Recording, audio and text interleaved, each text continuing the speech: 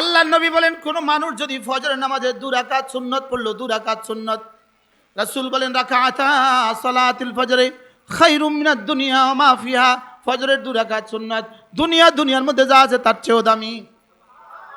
বলো ফজরের 2 রাকাত সুন্নতের দাম কত? দুনিয়ার মধ্যে যা আছে তার চেয়েও দামি। রাকাতা সালাতুল ফজরে খায়রুম মিনাদ দুনিয়া ওয়া মা ফিহা, আল্লাহর নবী বলেন ফজরের 2 রাকাত নামাজ দুনিয়ার মধ্যে যা আছে তার চেয়েও দামি। আমি তো ভাবছি দুনিয়ার মধ্যে যা আছে তার চেয়েও দামি একটা শব্দ, এটা শুনতে শুনতে আমাদের কাছে এখন কম দামা মনে হয়। দুনিয়ার মধ্যে যা আছে তার চেয়েও দামি, এই শব্দটার দাম কত? জিবরিল আপনি তো বলে দেন এই শব্দের দাম কত। জিবরিল বলবে এটা আমার জানা নাই। দুনিয়ার মধ্যে যা আছে তার চেয়েও, বলেন মুখস্থ করেন, ফজরের 2 রাকাত সুন্নত দুনিয়ার মধ্যে যা আছে তার চেয়েও দামি। বলেন বলেন বলেন বলেন, ফজরের 2 রাকাত সুন্নত দুনিয়ার মধ্যে যা আছে তার চেয়ে দামি। আচ্ছা যদি কালকে ঘোষণা দেন আমাদের এই মসজিদের ভিতরে যারা ফজর নামাজ পড়বে তাদেরকে 200 টাকা করে দিবেন, এটা ঘোষণা দিয়ে দেখেন তো কয়জন আসে। হ্যাঁ হ্যাঁ, জায়গাও দিতে পারতো না, নোয়াখালী আর পারবে না, আর হাইতো না, আর পারবে না, হইল না জীবন। 200 টাকা ঘোষণা দিলে মসজিদে কতজন সুন্নত পড়বে? হ্যাঁ পড়বে না বলেন? হ্যাঁ, আমার মন চায় একদিন আমার মসজিদে ঘোষণা দিয়ে দেখতাম, লক্ষ্মীপুর চকবাজার মসজিদে একবার ঘোষণা দিয়ে দেখতাম যে কালকে ফজর নামাজের সুন্নত যারা মসজিদের ভিতরে পড়বে তাদেরকে 200 টাকা করে দেওয়া হবে। এসার পরে আর যাবে না বাড়ি, যদি জায়গা না পায়। কন্ডিশন হলো একটা মসজিদের ভিতরে, মসজিদে ঘুম যাইব, অথচ যিনি জীবনে কখনো মিথ্যে বলেননি, ওমা ইয়ানতিকু আনিল হাওয়া, যিনি জীবনে কখনো মিথ্যে বলেননি তিনি বলেন ফজরের 2 রাকাত সুন্নত দুনিয়ার মধ্যে যা আছে তার চেয়েও দামি। নিয়ত করো ইনশাআল্লাহ, করেন ইনশাআল্লাহ, পাক্কা নিয়ত ইনশাআল্লাহ। সুন্নতের ব্যাপারে এত জোর দিচ্ছেন কেন? যার সুন্নত হবে তার ফরজ অটোমেটিক হয়ে যাবে। কোরআন আইন চালু হবে কবে? আমরা ঘনিয়ে গেছি ইনশাআল্লাহ, আমরা ঘনাই গেছি, ওইব ইনশাআল্লাহ। কন্যা ইনশাআল্লাহ আরো জোরে বলেন ইনশাআল্লাহ, বলেন ইনশাআল্লাহ। যদি আগের রাতে কেউ এসে 500 টাকা দিয়ে দেয়, সাফ বলে দিবেন টাকা ভি नहीं खाएंगे ভোট ভি नहीं देंगे। কি বলবেন বলেন? नहीं खाएंगे, কন্যা বলেন नहीं खाएंगे, আবার কোন একটা স্লোগান শিখাই দিচ্ছি, नहीं खाएंगे। আজকে এটা শিখো, একটা লোকমা শিখছেন আজকে, नहीं खाएंगे। আগের দিন 1000 টাকা দিলে কি বলবেন বলেন? नहीं खाएंगे ভোট भी नहीं देंगे। इंशाल्लाह দেখবেন, नहीं खाएंगे একটা ইতিহাস আছে, একটা ইতিহাস। এক বেটা কুলি তো বাজার থেকে এক সাহেব গুড়ের হাঁড় কিনছে, গুড়ের হাঁড়ি। তো গুড়ের হাঁড়ি কিনছে, ওই কুলির মাথায় উঠায় দিছে। তো কুলি এটাকে মাথায় নিয়ে সামনে বাড়ি যেতেছে আর মনে মনে প্ল্যান বানাচ্ছে, এই গুড়ের হাঁড়ি যে টাকাটা আমাকে দিবে এটা দিয়ে একটা মুরগি কিনবো। তো ওই মুরগিটা অনেক সময় অনেক বাচ্চা দিবে, তো এই মুরগি থেকে একটা ছাগল কিনবো, এবারে ছাগলে অনেক বাচ্চা দিবে, এই ছাগল থেকে একটা গরু কিনবো, এই গরু অনেকগুলো বাচ্চা দিবে। তা আমি এই কিছু বাচ্চা বিক্রি করে, গরু বিক্রি করে একটু জায়গা কিনবো, এরপর একটা বিয়ে করব, আমার একটা ছেলে হবে, ওই গরু দিয়ে আমি হাল চাষ করতে যাব। ছেলে আমাকে বাড়ি থেকে ডাকবে, বাবা গো ভাত খেতে আসো, তা আমি বলবো আদর করে নেই খাएंगे। নেই খাएंगे সাথে এমনি মাথা ঘুরাইছে, হাঁড়িটা পড়ে গেছে। ওই বেটা বলতেছে তুমি আমার হাঁড়ি ভাঙলে কেন? তুমি তোমার হাঁড়ি দেখছো, আমি আমার ইতিহাস দেখছি। তুমি দেখতেছো তোমার গুড়ের হাঁড়ি ভাঙছে, আর আমি দেখতেছি আমার কি। এবার যদি 500 টাকা না লন তো দেখবেন ইনশাআল্লাহ ইতিহাস শেষ, নতুন ইতিহাস শুরু।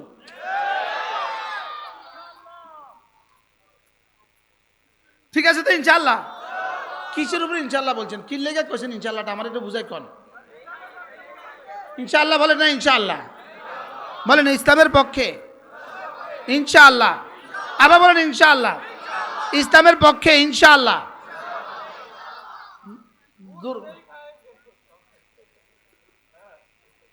আল্লাহ আমাদের সবাইকে বুঝ দান করেন। এজন্য মেরে ভাইও নিজের ইমান আমল বানান, নিজের ইমান আমল বানান, নিয়ত করেন যে ইনশাআল্লাহ আমি ফজর নামাজ পড়বো ইনশাআল্লাহ। এরপরে আল্লাহ নবী বলেন মান সাল্লা সালাতাল ফজরে ফাহুয়া ফি জিম্মাতিল্লাহ, ফজরের নামাজ যে পড়লো আল্লাহর জিম্মাতে ঢুকে গেল। এবার স্লোগান দিতে হবে, ফজরের নামাজ পড়লো যে আল্লাহর জিম্মায় ঢুকলো সে, ফজরের নামাজ পড়লো যে আল্লাহর জিম্মায় ঢুকলো সে, ফজরের নামাজ পড়লো যে আল্লাহর জিম্মায় ঢুকলো সে। বলেন বলেন বলেন। এবার বলুন তো দেখি, আল্লাহর জিম্মায় যদি কেউ ঢুকে যায় তার জীবনে আর কিসের টেনশন? আর কোনো টেনশন আছে? তাহলে ফজর নামাজ পড়বো তো ইনশাআল্লাহ। এরপরে ফজরের পরে আল্লাহর নবী বলেন কোন মানুষ যদি ফজরের পরে ওই জায়গায় বসে থাকে, কিছু জিকির আজকার করে, সূর্য ওঠার পরে 2 রাকাত নামাজ পড়ে, আল্লাহর নবী বলেন একটা হজ একটা উমরা পুরা সওয়াব পাবে। ফজর শুধু অফার অফার অফার, ফজর শুধু কি বলেন সুন্নতের অফার, ফরজের অফার, এরপরে কি আবার হজের অফার।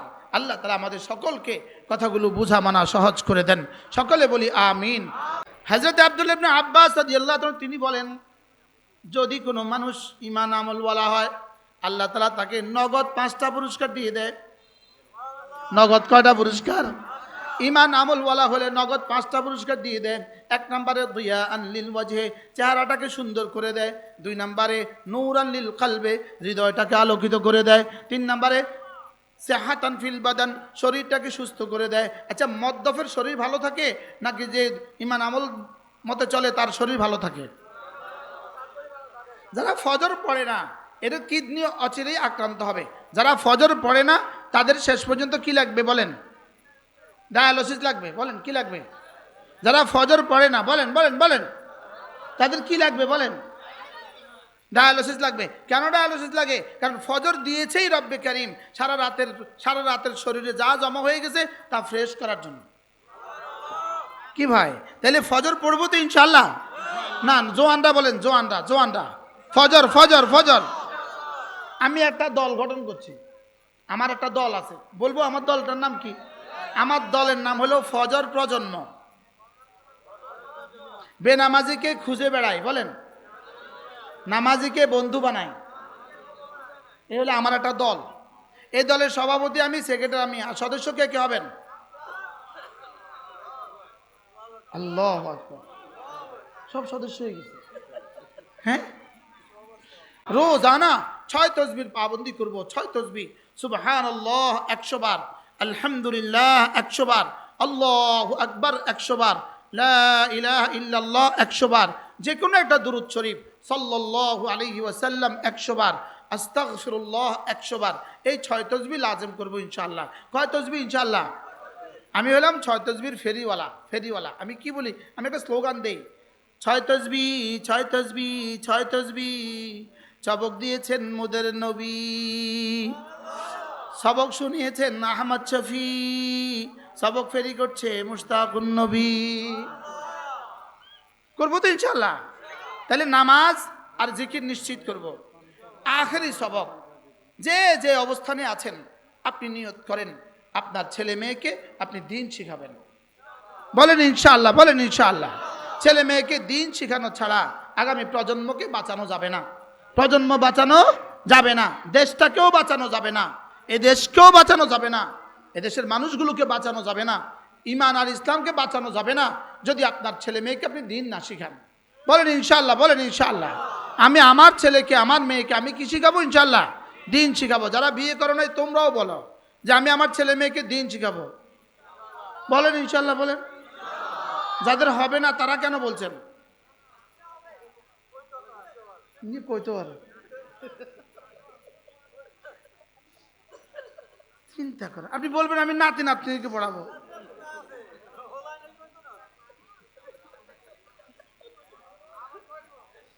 আল্লাহ আমাদের সবাইকে তৌফিক দান করেন। 5 ওয়াক্ত নামাজ নিশ্চিত করবো তো ইনশাআল্লাহ। রোজানা কিছু না কিছু জিকির আজকার করবো তো ইনশাআল্লাহ। ছেলে মেয়েকে দ্বীন শিখাবো তো ইনশাআল্লাহ। যদি সুযোগ থাকে মাঝে মাঝে মারকাজে যাবেন।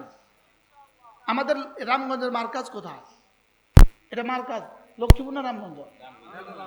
রামগঞ্জের মার্কাজ হইল রেজিস্ট্রি অফিসের সাথে এই মসজিদ, অথবা লক্ষ্মীপুর কাছে আছে, যাবেন। লক্ষ্মীপুরে আমাদের ছোট্ট একটা মাদ্রাসা আছে, মজুপুর গ্রাম, সরি বাঞ্চানগর নেই, এটা 2 নম্বর ওয়ার্ড, বাঞ্চানগরে আমার একটা মাদ্রাসা আছে, বড় মাদ্রাসা আলহামদুলিল্লাহ।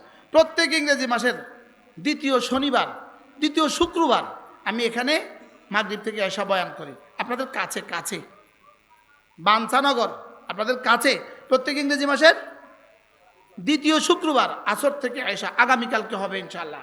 সুযোগ থাকলে কখনো শরীক হবেন। আল্লাহ তাআলা আমাদের সকলকে কথাগুলো বোঝা মানা সহজ করে দেন। সকলে বলেন আমিন। আল্লাহ তাআলা এই মজলিসকে কবুল ফরমান।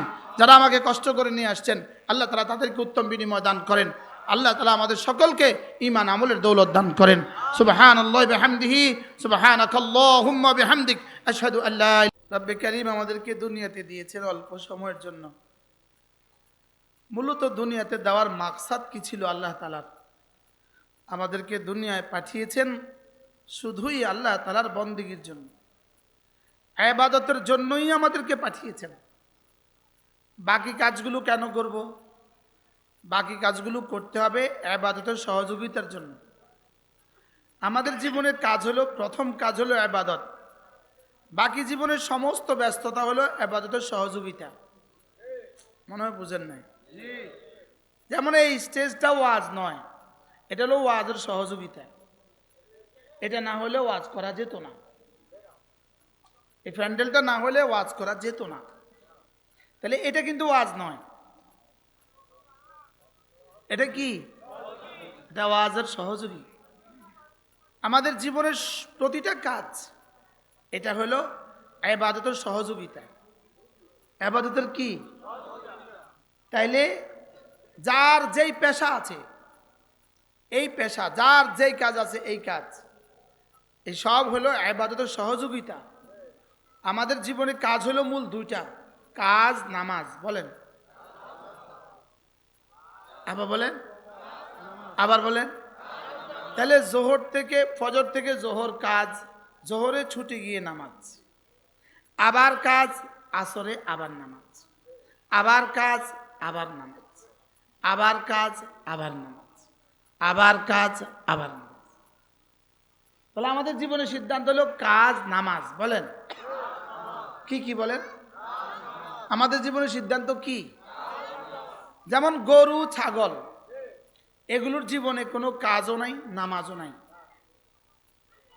আর ইহুদি আর নাসারার জীবনে শুধু কাজ, শুধু কাজ, শুধু কাজ। গরু, ছাগল, বিড়াল, কোনো কাজ নাই, নামাজ নাই। আর ইহুদ, নাসারা, হিন্দু, খাসারা, এদের জীবনের সিদ্ধান্ত হলো শুধু শুধু কাজ, শুধু কাজ, শুধু কাজ। আর আমাদের জীবন হলো কাজ এবং নামাজ। সুবহানাল্লাহ বলেন। তাহলে আমরা কি গরু, ছাগল? না। তাহলে আমরা কি? মানুষ। আমরা কি শুধু মানুষ না মুমিন? বুঝে গেছি তো? কি হয়? তাহলে গরু ছাগলের কাজ হলো 3টা, খাবে, ঘুমাবে, বাচ্চা দিবে। এ হলো গরু ছাগলের কাজ। আর মানুষের কাজ হলো 3টার সাথে আরেকটা কাজ, খাবে, ঘুমাবে, বাচ্চা দিবে, জানোয়ার হিসাবে কাজ করবে, মানুষ হিসাবে কাজ করবে। কি হিসাবে? আমরা দুইজন এক দলের নেতা। আমি জেলা হেফাজতের সভাপতি, ইনি হেফাজত ইসলাম বাংলাদেশের জেলা সেক্রেটারি। আমরা দুজন এক দলের নেতা, আর ইনারা সবাই আমাদের সহযোগী। মনে বুঝেন না কথা? আমরা আমাদের সহযোগী।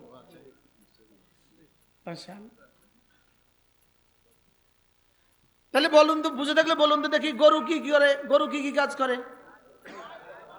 গরুকে কেন বানিয়েছে রব্বে কারীম? গরু বানিয়েছে 2 কাজের জন্য। গরু আমাদেরকে গোশত সাপ্লাই দিবে এবং দুধ সাপ্লাই দিবে। খালাকা কুল্লা শাই ফাহাদা, আল্লাহ সব কিছু বানিয়ে যার যে কাজ তাকে এটা শিখিয়ে দিয়েছেন। এজন্য গরুকে বানিয়েছেন দুধের জন্য আর গোশতের জন্য।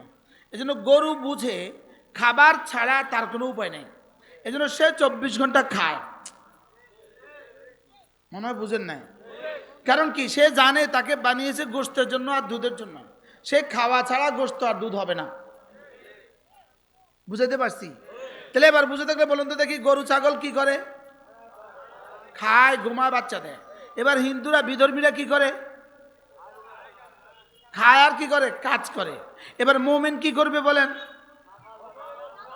কাজ করবে, নামাজ পড়বে। মুমিন কাজ করবে আর নামাজ পড়বে। এজন্য মুমিনের কোনো কাজ ধর্মের বাইরে নাই। মুমিনের কোনো কাজ কি নাই বলেন? ধর্মের বাইরে নাই।